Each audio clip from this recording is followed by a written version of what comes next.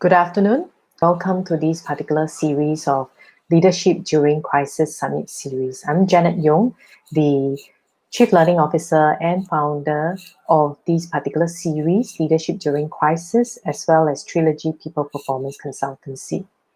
Today's episode, we will have Dr. Chatchai Thnarudee from Thailand. She will be sharing actually on the core competencies and how you can harness technology to thrive in the future. So while we're waiting actually for him to be in the system itself, let me just share with you a little bit about his background. So in this Leadership During Crisis Summit series, which I'll run through with you later on, we have Dr. Chatchai, who is actually a business transformation leader. He has a lot of experience in over 20 international countries, as well as 22 years, including international leadership experience in USA, New Zealand, South Asia, and Thailand, and across business industries. So he has basically helped businesses in terms of implementing business and digital strategies for not only multinational Fortune 500 companies, but also SMEs and local startup firms as well. So previously, when we were doing the interview, he was still with the Thai insurance company, JP. And right now, basically, he is also been actually appointed as a working member of the Ministry of Finance in Thailand. And we're really, really honored to have him on the episode with us, sharing his views and insights itself. Hi, Dr. Chatchai. Hi, can you see me? Yes. Finally, we are able to see you.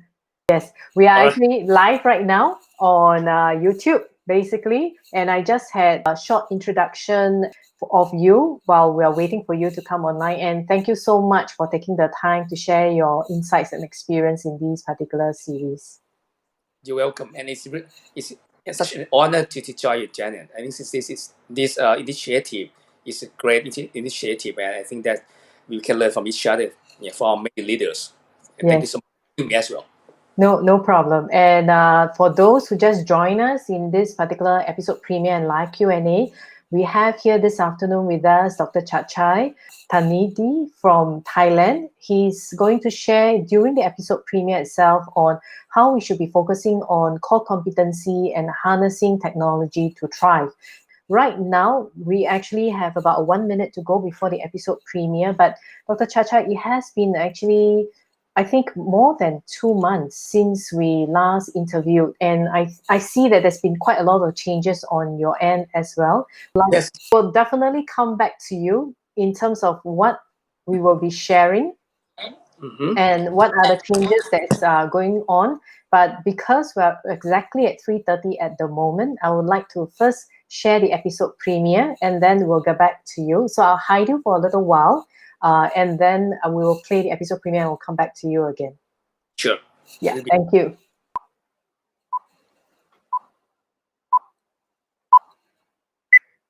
Hi, welcome to the Leadership During Crisis Online Summit series.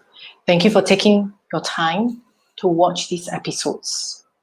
Please remember to subscribe at our YouTube channel, follow us on LinkedIn and Facebook under Leadership During Crisis.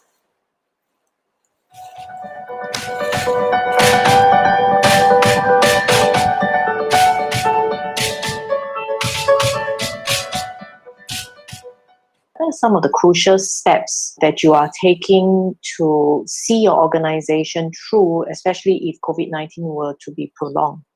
Like organization, we do the same things that is supposed to be done. For example, we have to manage our costs efficiently. Secondly, we try to create the new revenue stream from this situation. Thirdly, we try to, I can say, go back to our core competencies or core business, the things that we are so great of, then we continue to do. But the things that we think is not the right timing to do, we stop doing that. So now you also mentioned, because a lot of people have a lot smaller budget in terms of purchasing of core insurance, And I do know that a lot of the agents rely heavily in terms of the commissions. How are you managing their fear or insecurity at this particular moment in time? It's tough because everyone, myself as well, has fear. 40 something up or 50 something up, they have passed the crisis for many times already, right? I mean, from subprime in US or in Thailand, we call Tom Yum Goong crisis or financial crisis in 1997. But now it's also different. We have to be honest. We have to be frank. We have to communicate the fact to our customer. And right now, everyone, and also our employees, about our current status, how are we and where we are in terms of cash flow, for example, in terms of P&L, for example, in terms of threats that we are facing, in terms of opportunities we are having. Once again, everyone can have fear, but I have to lay down all the fact and the truth to our employees about opportunities, how long we can prolong, and lay down all the fact that if we reach to this point, for example, if coronavirus in Thailand cannot still prolong for another 3 months, what's going to happen? And how can we all, myself, yourself, as employees, can help? If it prolongs to 6 months, what's going to happen? So basically, I use a lot of scenario planning at the moment. And it's not about the CEO or management team say so, but it's about engagement, about having them understand what's going on and having them have their voice. And we as management team also need to understand their fear and understand at the same time, accept what their recommendation offer to our management team. From this COVID-19, what would be your key lessons learned that you think will serve you well as you move forward into the future? Great question, Janet. I like the word. It's called emergent planning. Many people, when we plan, right, we use such planning process. We use budgeting cycle, and usually it's once a year or twice a year. And when we plan for this year, end of last year, for example, October, we never plan for coronavirus situation. So, and usually people not really scan the market, not really scan what's going on. When we plan now, we also need to scan the market quite often than before. It's not about twice a year anymore. It's about once a year anymore. Maybe every month, every quarter, at least, that we have to understand that. And secondly, employee attitude and also feeling. We have to listen to our employees more often. Many people take it for granted when we say that, okay, we have to understand, we have to listen to our employees, what happened in their mind, and especially during crisis, right? But we don't really do that quite often. And I think for this situation, what served me well is that talking to them quite often, especially during crisis, is really key for understanding what happened in their mind. And lastly, from the business standpoint, cash flow. Cash flow is very important. Right. So I think you also alluded earlier on in your reply about what you do in terms of looking into the medium term and understanding the products that you can serve. So at the moment, could you share with us some of the strategies that your company is taking in terms of helping your agents, the internal employees, as well as your customers to prepare such that when COVID-19, especially the case, one scenario, vaccine is open and economy is slowly recovering, to really tap on the opportunities there? Mm-hmm. Yes, actually, we starting by trying to understand what's going on. I mean, from the startup perspective, I can use the word empathy. We try to understand the pain for our customer at the moment, and we actually talk to our customer, the real policy holders. We talk to our partner, like agent, broker. We also talk to our employees, also because they have their friends and their friends is our customers. So then we try to understand the actual pain points for the short-term strategy that to help our customers. Because again, we are not here to do business only. We're here to help customers as well. So that's why for the short term, we understand the pain point installment. Secondly, not only customer or agent or broker, we also have our account receivable, basically those who have to pay our debt. So actually, we also talk to them who has the issue or the problem that cannot pay interest and the principal at the moment during COVID-19. So we also ask them to put it on hold basically for 3 months. So what I'm trying to say here is that for short term, we have to help each other. Even though we are a P&L company, we have strong belief that if our customer or our partner or even those who own us some money, we still have to help them. Otherwise, for industry and as a country, we cannot go forward. And then for the medium term and longer term that I explained already, so we actually talk to them as well about what should be the policy or which should be the right products after this. And then we brainstorm. That's why we come up with the policy, for example, like travel insurance, that's going to reduce a lot in terms of the premium, but basically to help promote or stimulate the economy. It's not going to be the same policy or premium that we had before, but we think, especially in Thailand, because Thailand, we can say that about more than 50% we rely on tourism industry. Because everybody has to work from home, so the online, the virtual technologies has been going on. Do you see technology playing a big part in how insurance will be sold in the new economy?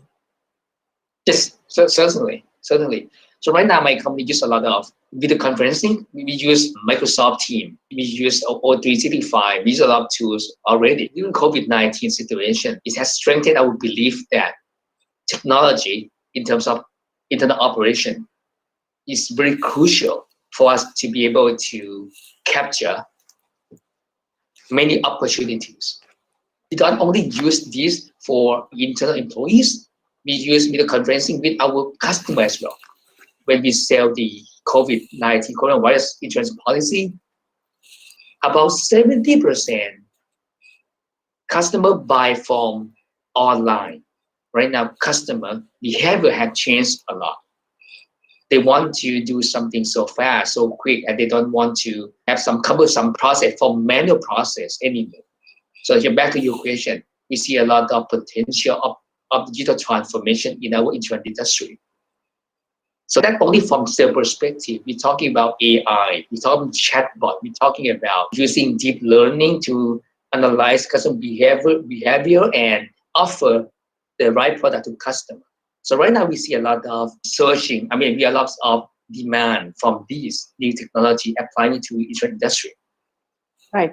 Now, then, because you have your existing pool of agents as well, how then do you help them reskill or upskill? Even though I said technologies play a key role, but some products also need people involved. So some new products or some sophisticated products still have to have people involved. So then the new skill of the agent is to adapt technology and at the same time understand customer behavior that extract from technology. And then we can use that information to talk to our customer. Let me give some specific example. Let's say our agent understand if they don't work with customer information, if they don't understand how to use technologies.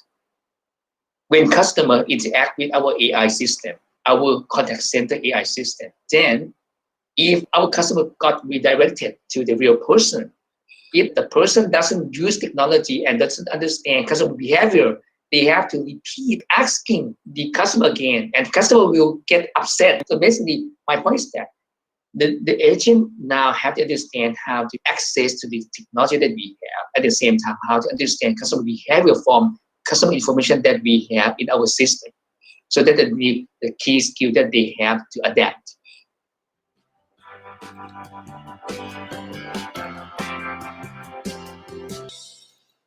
Hi, Dr. Chatchai. Yeah, I think it was quite some time ago when we recorded the session. Yes. I would like to congratulate you. I think you have been honorably appointed as a working member in the Ministerial Group for the Ministry of Finance in Thailand. You're most welcome. So Thank you so much. I would really like to know, like, what are the directions from the digital transformation would be in these working group? Is your role more towards the digital transformation side of things? Actually, yes. I can say yes and no. I mean, my main responsibility in the working group actually looking into or try to help SMEs. So similarly, not only in Thailand, right? In many countries, small medium enterprise currently play a key role in helping economies of that country. Right? Similar to Thailand as well. So then basically, post in during COVID situation and post COVID-19 situation, SME has to be more adaptive. Otherwise, because everyone knows that SME has been um, impacted by this situation a lot, and as a result, the economy itself also got impacted by this situation. So then, when we passed this post COVID-19, so how can we revamp and how can we make our SME stronger? So it's not only digital transformation side itself, but we talk about something like financial management skill sets of the SME in the new digital era. We talk about how can they get into um, more optimum source of funding, and how can they promote their products better using technologies. So I think I can say, I said yes and no because digital transformation, usually people tend to think about technology itself, but in fact, when we talk about transformation, in terms of business transformation, we talk about new business model, we talk about new innovation around how we can improve our business process or business model so that we can scale up rapidly. So that's kind of thing. That's why when I said yes and no, once again, it's about digital technology as well, but also it's about business model innovation as altogether. I see. So, Dr. Chatchai, basically, thank you so much for your comment. So, to anyone who just joined us, welcome to this particular session with Dr. Chatchai from Thailand. We just finished the episode premiere itself. So, right now we're into the live Q&A. And if you like to ask your questions, please log in into your YouTube account. And if you're coming in from the desktop, please key in your questions to the right-hand side where the chat box is. If you're coming in from your mobile phone, the chat box will be at the bottom of the screen. So, Dr. Chatchai, there's a question that came in from Alan. So let me just hide this first Please. and bring up his question. His question is, in your opinion, what are the key areas a business leader should look at for an organization to transform digitally? I think you briefly mentioned about the business model transformation. So would you care to share more? Sure. So, before I talk about business model innovation, maybe when you talk about digital transformation, once again, I think we have to we have to ask ourselves. We mean as a leader and also your leadership team has to ask yourself when you talk about this transformation, what does it mean to you, right? So it means applying digital technology into your business process, and many people you call that approach as digitization, right? Just digitize the business process. Yes, it's going to improve many things. It's going to improve your business process from manual to be more online or more, to become more digital, right? But again, that's only one part. But if we talk about transformation itself, it's not only when we talk about digital. In my mind, it's also relevant to business transformation. So when we talk about business transformation, we don't only focus on technology, right? We focus on people as well. We talk about business process. We talk about organizational structure. We talk about governance, governance that you can manage or lead your organization. And lastly, you talk about business model, right? How you transform your business model from point A to point B. So that's the thing. So for what I'm trying, I think my simple answer is that we have to be able to understand what the words transformation or this transformation means to you. And my suggestion is to view it from many aspects, from people aspect, from organizational itself aspect, from technology aspect, and last the business model itself. So that's another thing that is a combination of many dimensions that we have to transform altogether. Right. Thanks, Dr. Chatchai. The other thing I would like to ask would be, based on your experience, I think whether is it working with the Thai SMEs or the SMEs that you've worked with before, what do you think would be the biggest obstacle they will face when trying to go on this journey? So and it's like most like a Maslow law, right? I mean, usually SME, if we can divide it maybe into like three type of SME, like three stages of the business maturity. Like SME that try to still have some struggling around financial management. You know, how can they obtain or find a good source of funding? So many SMEs still have that kind of challenge. Secondly, SME that past that point, they have some um, strong or I can say sufficient source of fund already. So then they can move to the next step, which is more like a marketing side, how they promote their service or their products, right? So that's another thing. Then the other and the last one is SME that past that two stages, two stages, and try to scale up. So they're looking for partnership. They're looking for something new, right? Okay, they have capability to take more risk, those kind of things. So more like three stages. So I can say that each stage, or the SME that in each stage, has different mindset or different challenge in terms of digital or business transformation. So for those who are still struggling at the in the first stage about source of fund, they don't have enough cash flow to run the business, those kind of thing. It's really difficult for them to actually try to apply digital into their organization. So basically, what I'm trying to say is that is we have to understand the stage of the business that they are in, so that we can help shape their or can help drive changes into their organization. So in summary, for the first stage, the one that's still struggling with cash flow management, source of fund, it's not the right time to talk about digital transformation.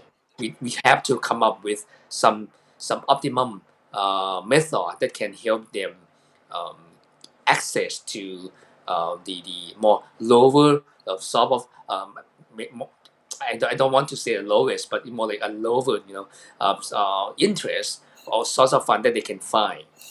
But for the second stage, on the marketing side, if they can pass that point, then we can start talking about this transformation. And usually we talk about how we can transform sales and marketing. So that's kind of components of process that we had to first focus first. But then for the third stage, which is more like want to scale up, try to grow their business. So we're talking about building ecosystem. So this is transformation from in my experience and in my own experience and my journey. I feel like we have to build I say we have to be ecosystem, meaning that we have to find partners. The right partner can bring us new S curve, can grow our business faster.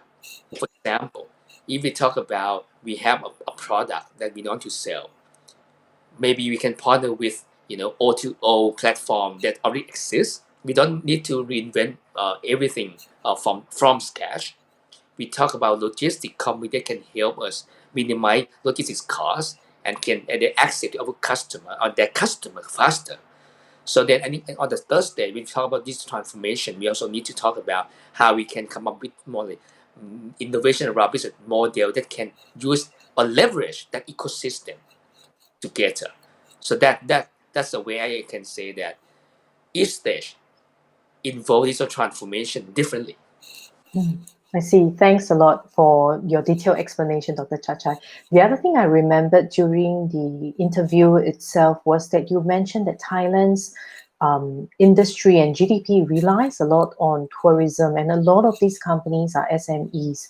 So from your perspective, what would be some of the core initiatives or core things you would be doing to help these travel industries?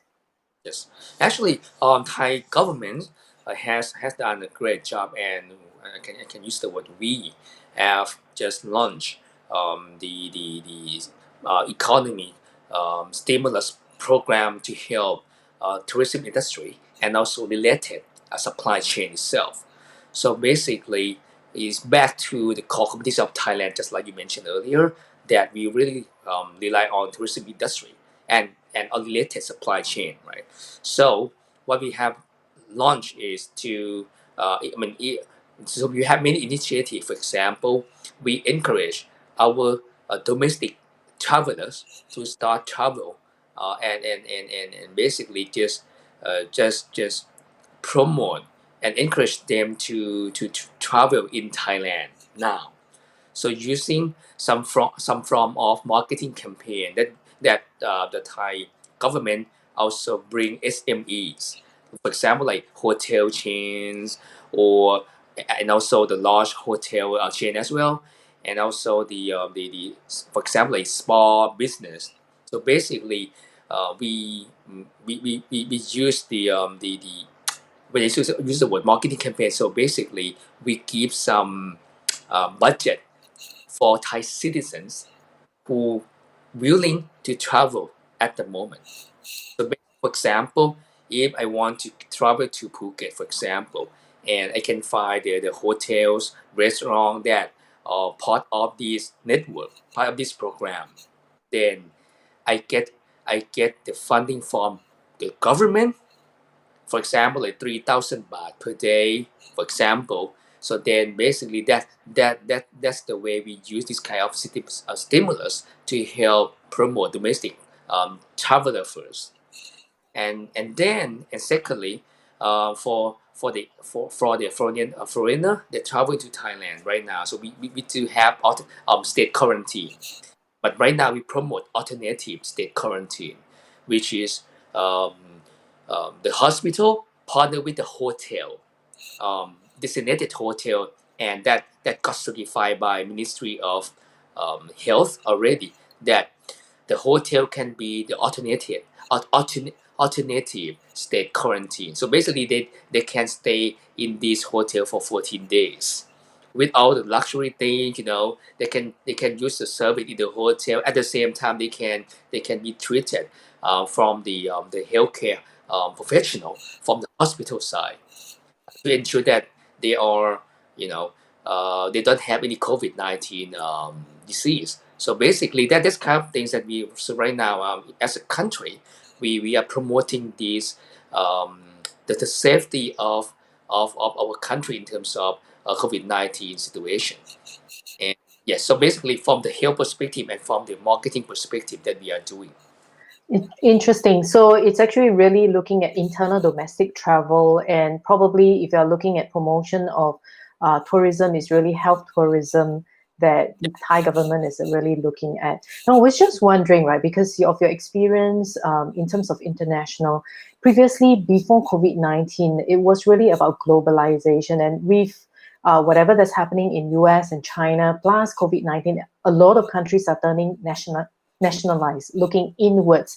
Now, for a country like Thailand, where in the longest history, I think we mentioned was on tourism within this region as well as to the outside world. Do you see that this that what you're doing is for the long term, or is actually a temporary measure to cover the aftermath of COVID-19?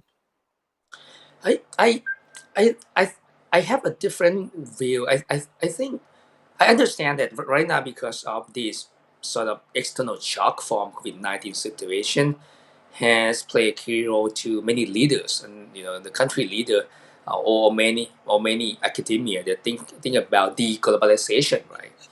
But I think it's a matter of time when we have a vaccine for COVID-19. And many medical doctors, I think they are still debate about this, but I can say that many medical doctors also feel like that this COVID-19 will be, even though right now it's a very special disease, right, that we have, but in the future or in the near future, or it will become a normal flu, a normal virus that we also have in the past.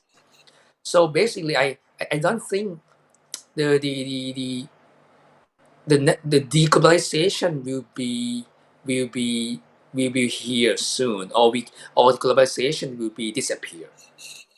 I don't think so. The reason I think I can say I can say that basically from what my observation is during these post COVID-19 in Thailand.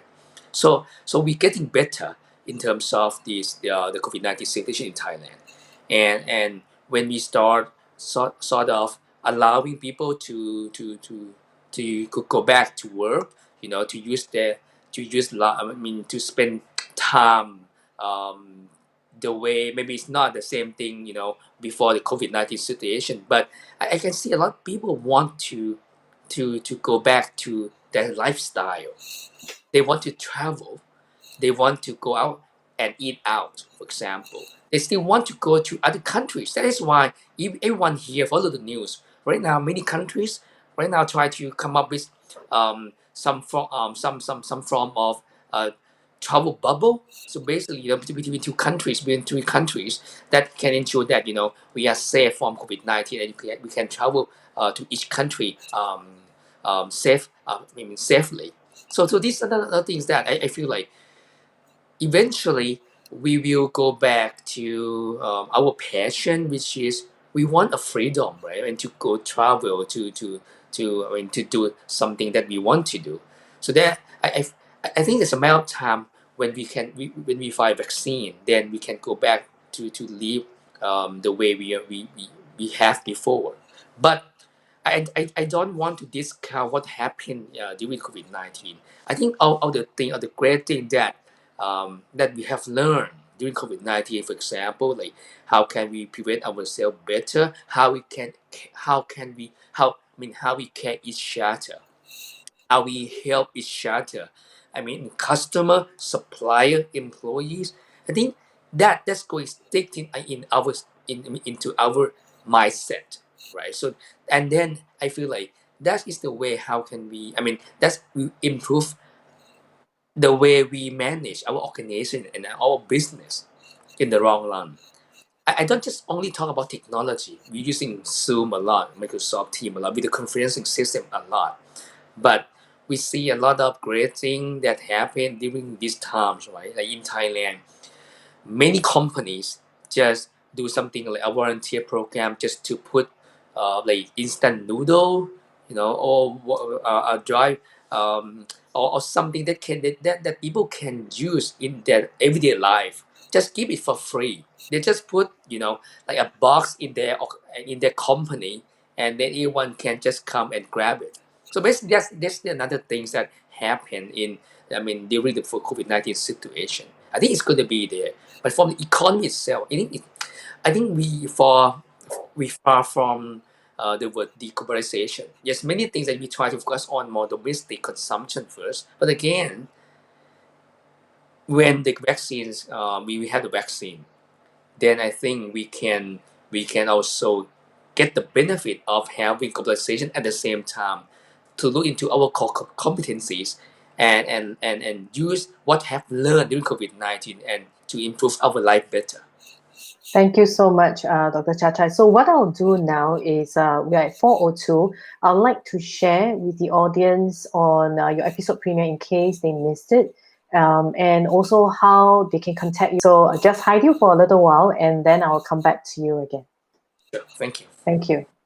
Like I mentioned a little earlier, you can go to effectiveasianleadership.com, click on the page Leadership During Crisis Summit Series. And on this page itself, you will see different episodes. We have up to a total of 30 episodes.